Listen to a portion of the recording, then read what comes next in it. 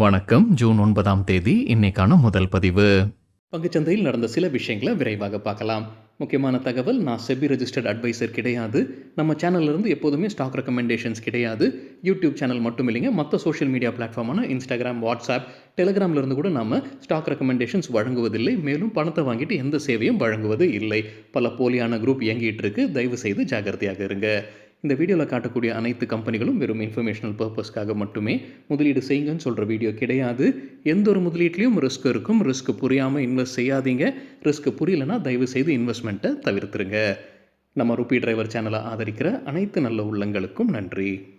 நேற்று ஜூன் 8ஆம் தேதி நிஃப்டி 1% வீழ்ச்சியை பார்த்துருந்துருக்கு. 23,123 பக்கத்தில் க்ளோஸ் ஆயிருக்கு நிஃப்டி 50.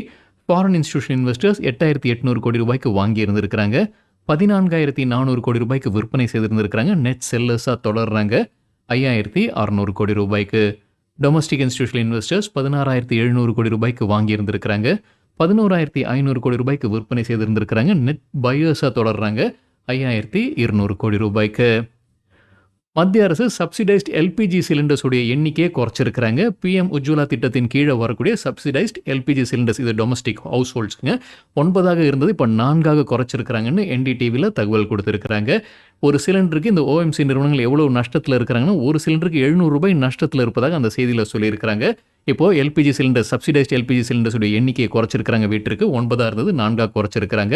இருந்தாலும் அந்த மானியம் தொடருது. அதாவது ஒரு சிலிண்டருக்கு 300 ரூபாய் மானியம், இந்த பிஎம் உஜ்வலா திட்டத்தின் கீழே வரக்கூடிய சிலிண்டருக்கு 300 ரூபாய் மானியம் தொடர்வதாக என்டிடிவியில் சொல்லியிருக்கிறாங்க. ஆனால் 9 இருந்த சிலிண்டர் 4 குறைச்சிருக்கிறாங்க.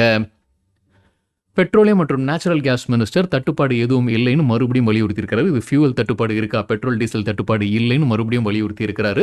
ரஷ்யாவிலிருந்து வாங்கக்கூடிய எண்ணிக்கை அதிகரிச்சிருக்குன்னு சொல்லியிருக்கிறார். போன ஆண்டு நவம்பர் மாதத்துடன் ஒப்பிடும்போது ரஷ்யா கிட்டேருந்து வாங்குறது அதிகரிச்சிருக்குன்னு சொல்லியிருக்கிறார். அது மட்டும் இல்லாமல் 41 நாடுகள் கிட்டேருந்து நம்ம இப்போ ஃபியூவல் வாங்குவதாக அமைச்சர் தெரிவிச்சிருக்கிறாரு. தகவல் நமக்கு கிடைத்தது மணி கண்ட்ரோல்லேருந்து. ஏப்ரல் மாதத்தில் இந்தியாவுடைய ஏற்றுமதி $80.8 பில்லியன் இருந்திருக்கு. இயர் ஆன் இயர் கம்பேர் பண்ணும்போது 13.6% அதிகரிச்சிருக்கு. ஈரான் போர் இருந்தும் இந்த நம்பரை எட்டியிருப்பதாக பத்திரிகையில் சொல்லியிருக்கிறாங்க. இதில் குட்ஸ் ஏற்றுமதி மட்டும் பார்க்கும்போது $43.56 பில்லியன். போன வருடம் ஏப்ரல் மாதத்தில் குட்ஸ் ஏற்றுமதி $38.28 பில்லியன் இருந்தது. சர்வீசஸ் எக்ஸ்போர்ட்ஸ் $37.2 பில்லியன் இந்த ஏப்ரல் மாதத்தில். போன வருடம் ஏப்ரல் மாதத்தில் 32.8 பில்லியனாக இருந்தது. இறக்குமதியும் அதிகரிச்சிருக்குங்க. ஒட்டுமொத்த இறக்குமதி $88.6 பில்லியன். போன வருடம் $82.3 பில்லியன். ஸோ இறக்குமதியும் அதிகரிச்சிருக்கு. இதில் குட்ஸ் இறக்குமதி $71.9 பில்லியன் ஏப்ரல் மாதத்தில். போன ஏப்ரலில் 2025 ஏப்ரலில் $65.4 பில்லியன் இருந்தது. சர்வீசஸ் இறக்குமதி குறைஞ்சிருக்குங்க. $16.66 பில்லியன் இந்த மே மாதத்தில், ஏப்ரல் மாதத்தில். போன வருடம் ஏப்ரல் மாதத்தில் $16.9 பில்லியன் இருந்தது. இப்போ மர்ச்சன்டைஸ்ன்றது குட்ஸுங்க. குட்ஸில் பார்க்கும்போது ட்ரேட் டெஃபிசிட் $28.4 பில்லியன் இருந்திருக்கு ஏப்ரல் மாதத்தில். அதே போன வருடம் ஏப்ரல் மாதத்தில் $27.1 பில்லியன் இருந்தது. இது குட்ஸ் மர்ச்சன்டைஸுடைய ட்ரேட் டெஃபிசிட் நம்பர். இந்தியா அதிகமாக பொருட்களை ஏற்றுமதி செய்த நாடு யுனைடெட் ஸ்டேட்ஸ்க்கு தான் அதிகமாக ஏற்றுமதி செய்திருக்கிறாங்க. எந்த நாட்டிலேருந்து அதிகமாக இறக்குமதி செய்திருக்கிறாங்கன்னா, சைனாவிலிருந்து தான் அதிகமாக இறக்குமதி செய்திருக்கிறாங்க. ஈரானுடைய Islamic revolutionary card corps Israel மீதான தாக்குதலை நிறுத்தி இருப்பதாக என்டிடிவியில் அப்டேட் கொடுத்துருக்குறாங்க. இப்போ தாக்குதல் மிலிட்டரி ஆபரேஷன்ஸை நிறுத்துவதாக அவங்க தெரிவிச்சிருக்கிறாங்கன்னு என்டிடிவியில் தகவல் கொடுத்துருக்குறாங்க. வெஸ்ட் ஏஷியாவில் இந்த புதிதாக தாக்குதலுக்கு இந்திய அரசாங்கம் கவலை தெரிவிச்சிருக்கிறாங்க. இந்தியர்களுக்கு அறிவுரை வழங்கியிருக்கிறாங்க. தேவையில்லாமல் இஸ்ரேல் ஈரானுக்கு பயணிக்க வேண்டாம். அதே போல் ஈரானில் இருக்கக்கூடிய இந்தியர்கள் வெளியேற வேண்டும்ன்ற அட்வைஸ் இந்திய அரசு வழங்கி இருக்கிறாங்கன்னு பிஸ்னஸ் ஸ்டாண்டர்டில் தகவல் கொடுத்துருக்குறாங்க. இப்போ போர் துவங்கி 100 நாட்களுக்கு மேலே ஆகியிருக்குங்க. இப்போ மறுபடியும் ஒரு தீவிரமான தாக்குதல் துவங்குற மாதிரி தெரியுது. இப்போ இந்த நேரத்தில் இந்திய அரசாங்கம் இந்த மாதிரியான ஒரு அட்வைஸரை வெளியிட்டிருக்கிறாங்க. ஏர்டெல் மற்றும் வோடஃபோன் ஐடியா ஃபோக்கஸில் இருப்பதற்கான வாய்ப்புகள் இருக்குது. என்டிடிவி ப்ராஃபிட்லேருந்து கிடைத்த ஒரு தகவல். பாம்பே ஹைகோர்ட் இந்த நிறுவனங்களுக்கு சாதகமாக தீர்ப்பு வழங்கியிருக்கிறாங்க. மத்திய அரசுக்கு எதிராக தான் இந்த வழக்குங்க. மத்திய அரசுடைய ஒன் டைம் ஸ்பெக்ட்ரம் சார்ஜஸ் இருந்திருக்கு ஏர்டெல் மற்றும் வோடஃபோன் ஐடியா மீது. 2012 போடப்பட்டது. 2012 ரெட்ரோஸ்பெக்டிவாக போட்டிருந்தாங்க. அதாவது 2008 அது வழங்க வேண்டுன்ற மாதிரி அரசு கொண்டு வந்திருந்தாங்க. அதுதான் கோர்ட் கேஸாக மாறி இருக்கு. இப்போ இந்த நிறுவனங்களுக்கு சாதகமாக தீர்ப்பு வந்திருக்கு. ஏர்டெல் கிட்டத்தட்ட 5,200 கோடி ரூபாய் கட்டுற மாதிரி இருந்தது. ஐடியா செல்லுலர், அப்போ ஐடியா செல்லுலராக இருந்தது. இப்போ வோடஃபோன் ஐடியா 1069 கோடி ரூபாய் கட்டுற மாதிரி இருந்தது அரசாங்கத்துக்கு. இப்போ அது கட்ட வேண்டிய அவசியம் இல்லைன்னு பாம்பே ஹைகோர்ட் தீர்ப்பு வழங்கியிருக்கிறாங்கன்னு என்டிடிவி ப்ராஃபிட்டில் தகவல் கொடுத்துருக்குறாங்க. வேதாந்தாவுடைய பேரண்ட் கம்பெனி தான் வேதாந்தா ரிசோர்சஸ். அவங்க அமெரிக்காவில் அவங்களுடைய காப்பர் நிறுவனத்துடைய ஐபிஓ கொண்டு வர இருந்திருக்கிறாங்க. அந்த காப்பர் நிறுவனத்துடைய பேர் copper tech metals ink. IPO கொண்டு வர இருந்திருக்கிறாங்க. அது இப்போ ஒரு சிக்கலை சந்திச்சுட்டு இருக்கு. ஆடிட்டர்ஸ் சில ஃபினான்ஷியல் இஷ்யூஸை ரைஸ் பண்ணியிருக்கிறாங்க. பல சந்தேகங்கள் இருப்பதாக தெரிவிச்சிருக்கிறாங்க. தகவல் நமக்கு கிடைத்தது என்டிடிவி ப்ராஃபிட்ல இருந்து. வேதாந்தா குறித்து மற்றொரு தகவல் பிஸ்னஸ் ஸ்டாண்டர்ட்லேருந்து கிடைத்த ஒரு தகவல். கோர்ட் ஆர்டர் பாஸ் பண்ணியிருக்கிறாங்க. இவங்க சட்டவிரோதமாக ஃப்ளை ஆஷை டம்ப் பண்ணியிருக்கிறாங்க. ஒடிசால ஒரு 6 பக்கத்தில் இவங்க டம்ப் பண்ணியிருக்கிறாங்கன்ற குற்றச்சாட்டு. இப்போ கோர்ட் என்ன சொல்லியிருக்கிறாங்கன்னா எஃப்ஐஆரை பதிவு செய்து விசாரணையை துவங்குங்கன்னு சொல்லியிருக்கிறாங்க. வேதாந்தாவுடைய நிறுவனம் வேதாந்தா அலுமினியம் மீது தான் இந்த குற்றச்சாட்டு எழுந்திருக்கு. ஒடிசா ஒரு 6 பக்கத்தில் இவங்க கொண்டு போய் அதை போட்டிருக்கிறாங்க. அந்த ஃப்ளை ஆஷை அவங்க டம்ப் பண்ணியிருக்கிறாங்கன்றதான் குற்றச்சாட்டு. வேதாந்தா இந்த குற்றத்தை மறுத்து இருக்கிறாங்க. அவங்களுக்கு கோர்ட் தரப்புலேருந்து எந்த ஆர்டரும் இது வரைக்கும் வரலன்னு தெளிவுபடுத்தி இருக்கிறாங்க. தகவல் நமக்கு கிடைத்தது பிசினஸ் ஸ்டாண்டர்ட்ல இருந்து. என்எல்சி இந்தியாவில் மத்திய அரசு ஷேர்ஸ் விற்பனை செய்ய முடிவு செய்திருக்கிறாங்க. நெய்வேலி லிக்னைட் கார்பரேஷன் 3% ஸ்டேக்கை விற்பனை செய்கிறாங்க. 2% பேஸ் ஆகும். கூடுதலாக டிமாண்ட் இருக்கும் பட்சத்தில் கிரீன் ஷூ ஆப்ஷனாக 1%. ஸோ ஒட்டுமொத்தமாக 3% ஸ்டேக் வரைக்கும் விற்பனை செய்ய முடிவு செய்திருக்கிறாங்க. ஃப்ளோர் பிரைஸ் அவங்க நிர்ணயித்திருப்பது ₹303. நேற்று க்ளோசிங் ₹335 இருந்தது. மார்ச் மாத இறுதியில் அரசு கைவசம் 72% ஸ்டேக் இருக்குது என்எல்சி இந்தியாவில். ஜூன் 9 இன்னைக்கு நான் ரீட்டைல் கேட்டகரியில் இருக்கக்கூடிய இன்வெஸ்டர்ஸ் பங்கெடுக்க முடியும். நாளைக்கு ஜூன் 10 ரீட்டைல் இன்வெஸ்டர்ஸ் பங்கெடுக்க முடியும். அண்மையில் தாங்க மத்திய அரசு NHPC, coal India, central bank of இந்தியாவில் ஆஃபர் ஃபார் சேல் வழியாக சில ஸ்டேக்கை விற்பனை செய்திருக்காங்க. இப்போ என்எல்சி இந்தியாவில் 3% வரைக்கும் ஸ்டேக் விற்பனை செய்ய முடிவு செய்திருக்கிறாங்க. ஸ்டேட் பேங்க் ஆஃப் இந்தியா ஒரு பெரிய டிவிடெண்ட் மத்திய அரசுக்கு வழங்கியிருக்கிறாங்க. ₹8,813 கோடி வழங்கியிருக்கிறாங்க. மணி கண்ட்ரோல்லேருந்து கிடைத்த தகவல். அதுக்கு ஒரு முக்கிய காரணம் நிதியாண்டு 2026 ஒரு ரெக்கார்ட் ப்ராஃபிட்டை எஸ்பிஐ பார்த்திருப்பதாக மணி கண்ட்ரோல் செய்தியில் சொல்லியிருக்கிறாங்க. மத்திய அரசு 55% ஸ்டேக் எஸ்பிஐயில் வைத்திருக்கிறாங்க. நிதியாண்டு 2026 எஸ்பிஐடைய நெட் ப்ராஃபிட் ₹80,032 கோடி, இயர் ஆன் இயர் 13% அதிகரித்ததுன்னு அந்த மணி கண்ட்ரோல் செய்தியில் சொல்லியிருக்கிறாங்க. ஜேஎஸ்டபிள்யூ எனர்ஜி தரப்புல ஒரு அப்டேட் இருக்கு. ஹலால் வின்பிளேட் உற்பத்தி செய்யக்கூடிய ஆலையை அமைச்சிருக்கிறாங்க குஜராத்தில். அதோடைய உற்பத்தி திறன் ஆண்டிற்கு 450 வின்பிளேட்ஸ். மில்கி மிஸ்ட் ஐபிஓ இப்போதைக்கு நிறுத்தி வைத்திருக்கிறாங்கன்ற தகவல் மணி கண்ட்ரோலில் கொடுத்துருக்காங்க. ₹235 கோடி ஐபிஓ.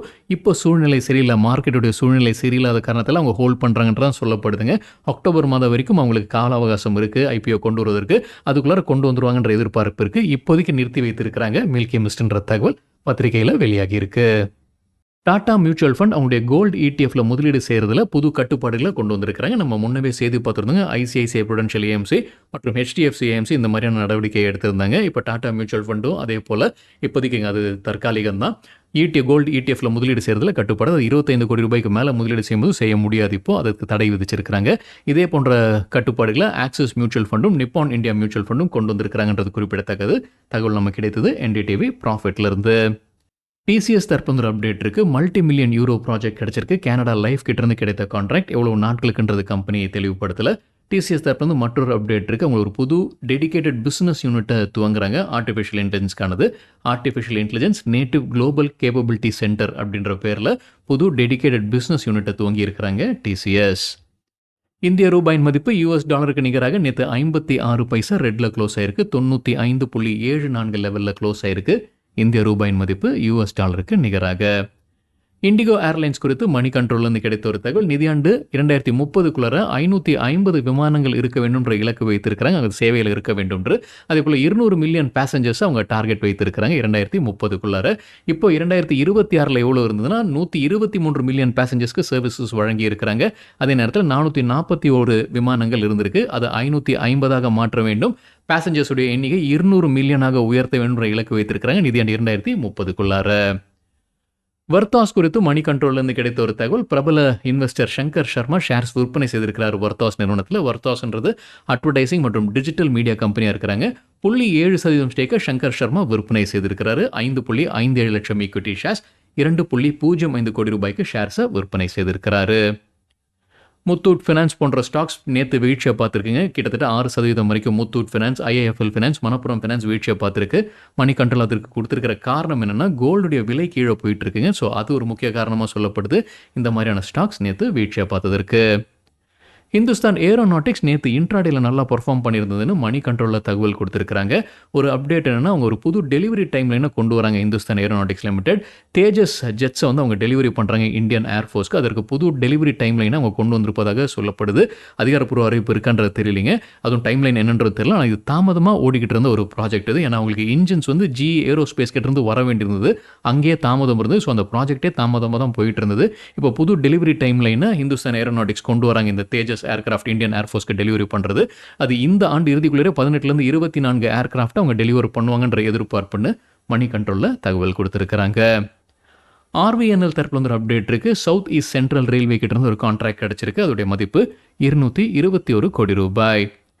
கிராசம் இண்டஸ்ட்ரீஸ் தரப்புல ஒரு அப்டேட் இருக்கு. கம்பெனி 3094 கோடி ரூபாய்க்கான முதலீடு செய்ய இருக்கிறாங்க. எதற்காக? கர்நாடகாவில் இருக்கக்கூடிய லயோசெல் உற்பத்தி திறனை அவங்க அதிகரிக்கிறாங்க. கூடுதலாக இப்போ 1,10,000 டன் ஆண்டிற்கு சேர்க்க இருக்கிறாங்க கிராசம் இண்டஸ்ட்ரீஸ்.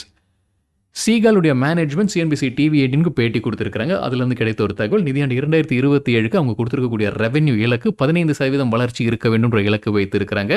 அதே போல் அவங்களுடைய கடன் வந்து 750 கோடி ரூபாய் குறைப்பதற்கான வாய்ப்புகள் இருக்குன்னு சொல்லியிருக்காங்க. அவங்க சில சொத்துக்களை விற்பனை செய்ய இருக்கிறாங்க. அது வழியாக கிடைக்கக்கூடிய பணம் 750 கோடி ரூபாய் கடன் அடைப்பதற்கு பயன்படுத்தப்படும்னு சொல்லியிருக்காங்க கம்பெனியுடைய சேர்மன் மற்றும் மேனேஜிங் டைரக்டர்.